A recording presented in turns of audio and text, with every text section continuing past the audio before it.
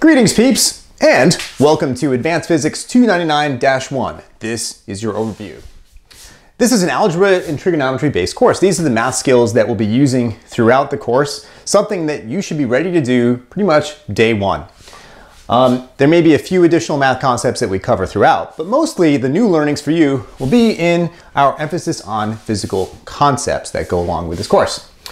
Our curriculum is aligned with UConn's Early College Experience program. This course mirrors Physics 1201Q. That's the course in the UConn catalog that we're going to be teaching you, but also we're kind of combining it with another curriculum known as the College Board's Advanced Placement Program. So both together, we're going to take the best of both worlds and give you one heck of a course ahead. So being that this is aligned with two things, how is it that through those programs you can earn college credit? Well, first of all, if you enroll with UConn ECE, the interesting thing is that you're evaluated over the course of the entire year. If you take their final exam, which is at the very end of our calendar year, way out, and if you obtain a C or better in your overall performance, then you will earn credit for this class for UConn. And of course, it's also a transcript grade that you're given that you can transfer to different institutions, not only UConn, but many others. The other way to earn credit is by registering for the AP Physics 1 exam. That's the College Board. It's a 3-hour exam given in early May, and we'll pretty much cover everything that you need for performance on that exam to be able to do well in it. Now, whether you earn credit or not, though, depends on the individual institution and the score that you receive. So there are two paths to earning college credit. One or both may be the proper path for you.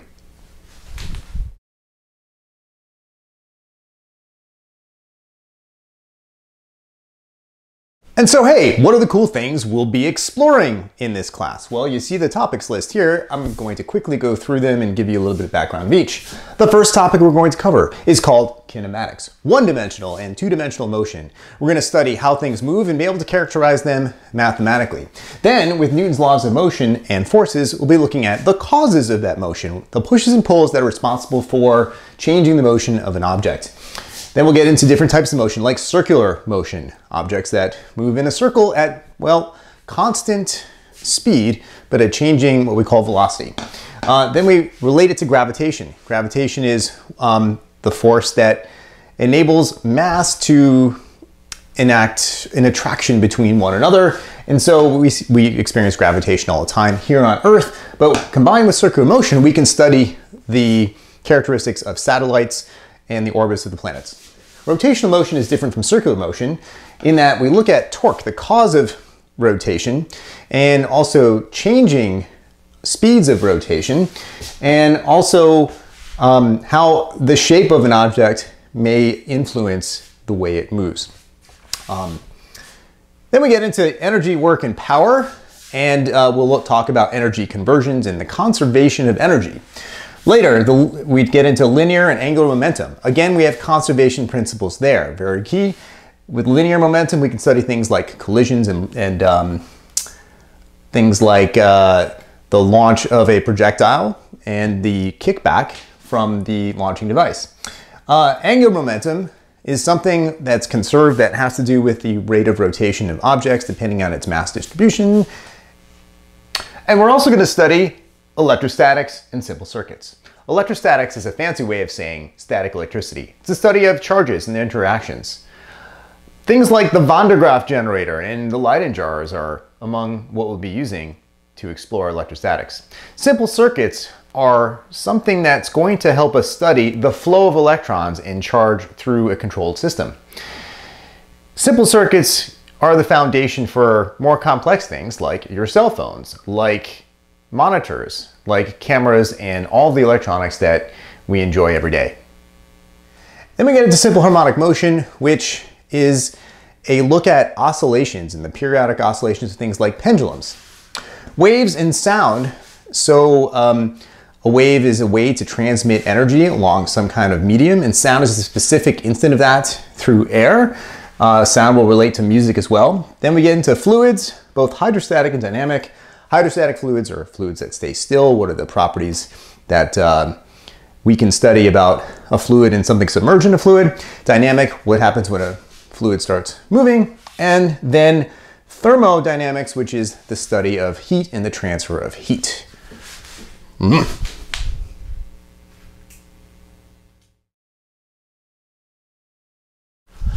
And so what are some of the things that we'll be doing that were related to the topics that we just saw before? Well, we have a series of projects that we'll be working on throughout the year, roughly divided by quarter, and there may be a fifth one depending on the weather this winter. So let me go through them for a moment. Quarter one, we're going to be developing a projectile launcher. Last year, in other years, it had been a tennis ball, and perhaps we'll do the same thing, that had to go over a barrier and land in a target. Then there are the hanging mobiles. Hanging mobile is something that involves torque and equilibrium and the analysis of the forces due to gravity. A Leyden jar is a device that stores electrical charge and goes zap. And the musical instrument is something that can play a scale and then a tune based on the principles of waves and sound. Now, hopefully this year, as in years past, we'll be able to also develop snowshoes. And that obviously depends if we have enough of a base of snow for it to be worthwhile.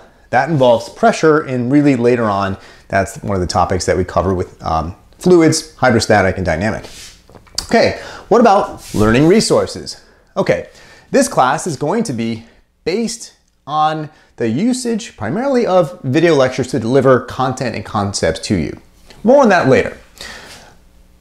Your hard copy textbook is the Advanced 8th edition Physics of Cutnell and Johnson.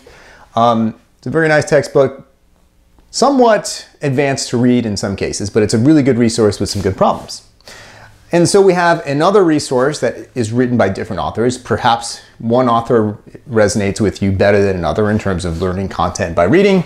So we also have access to the OpenStax College textbook. It's called College Physics for AP Courses, and it's a free textbook that's available online that I will also refer to when there are assignments for reading, so that you can read both or read either or, and perhaps eventually choose the author that you prefer. So the more resources we have, the more ways that concepts are described, I think the better our learning will be. There are also PhET simulations so that they animate the concepts that we're looking at. We can play with different parameters and see them on a screen. And so that's really important too, to be able to model the ideas through animation. And we'll also be looking at edX as a system, particularly for AP topics in particular, out of Davidson College. And so we'll have additional materials and some video lectures there that will convey concepts that help us, particularly with the AP exam. So we're part of an experimental program by Davidson College, and so we'll be participating in that throughout the year as well.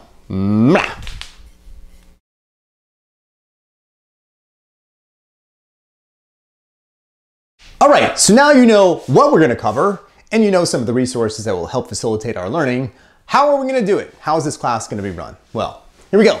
We're going to adhere to 21st century learning environment tools. Okay, classes are structured around technology, primarily online videos, probeware, lots of interactive elements that we'll get to. But the focus here is delivering content to you either at home or at study hall, somewhere outside of the classroom. So you're going to be receiving the content and concepts out of the classroom through video lectures. What does that do? Okay, well, through 5 to 15-minute instructional video segments, what you're going to be able to do is learn where all of you have a front row seat. So effectively, every student has a front row seat because boom, I'm there right in front of you, all of you. And you can hear me really nicely too. Okay, that's cool. If you have questions about the material, we're going to be able to answer those either in online forums, or I'm going to reserve 10 minutes from the next class to answer questions that you may have about the concepts and content covered. Okay? So what are we going to do during class if we're not going to absorb content? Well, that's where we get to practice it. That's the cool thing, that we have all this great equipment in the classroom, at the school. We're going to be able to take advantage of activities and demonstrations.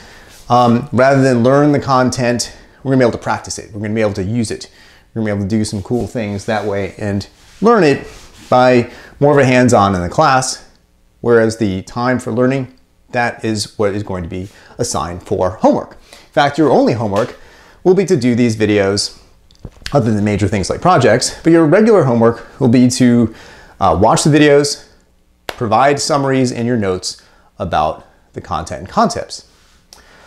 So the reason why I like it a lot is that this modern approach serves you as individuals. It facilitates an increase in our interaction and the engagement in the lesson, okay? Because if I assign things like problem sets, we're gonna be working on those during class. I'll be right there to help you one-on-one in the moment, which I think is a lot better than doing problem homework at home, becoming frustrated with it, and then not being able to ask the question right at that time. So I think this is going to be a much, much better model for us to follow, and this is how our class is going to be run. A few more things about it coming up.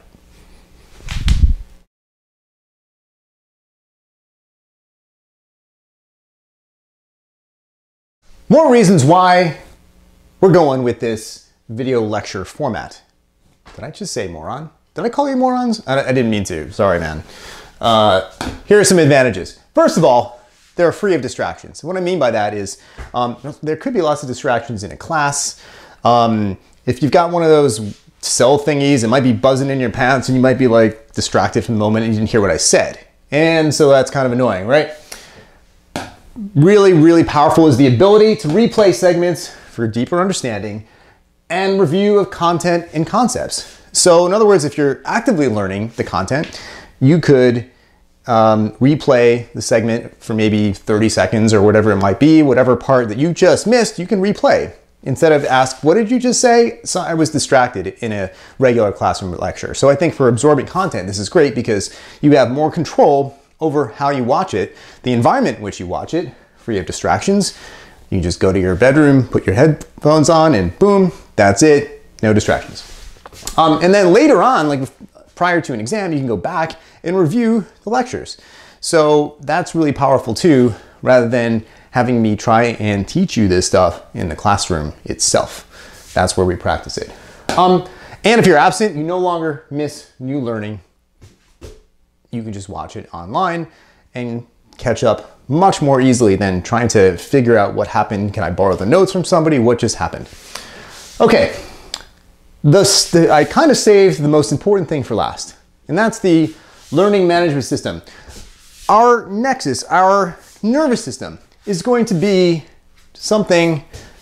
a tool called Schoology.